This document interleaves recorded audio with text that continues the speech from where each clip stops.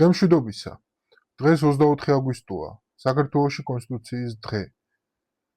სწორედ ამ დღეს 1995 წლის 24 აგვისტოს 17 საათსა და 50 წუთზე მიღებული იქნა საქართველოს კონსტიტუცია, რომელშიც დღემდე 36 კონსტიტუციური ცვლილება არის შეტანილი, მათ შორის 3 ფართომასშტაბიანი კონსტიტუციური გადასინჯვა, რითიც ფაქტობრივად 3 სხვადასხვა პერიოდში შეიცვალა საქართველოში მმართველობის მოდელი, სისტემა, თუმცა მიუხედავად ამისა, დღემდე 30 წლის განმავლობაში კონსტიტუცია უწყვეტად აგრძელებს ფუნქციონირებას, რაც მნიშვნელოვანი და აღსანიშნავი თარიღია.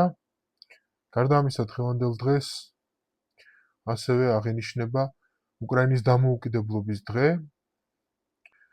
С Днем Незалежности Украины.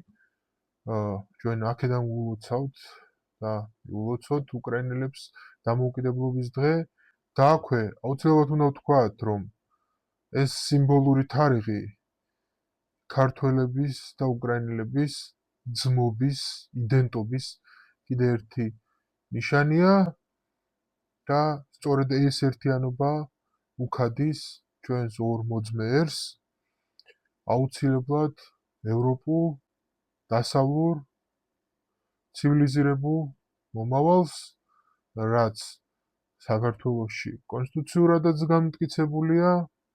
ყველას გილოცავთ საქართველოს კონსტიტუციის დღეს.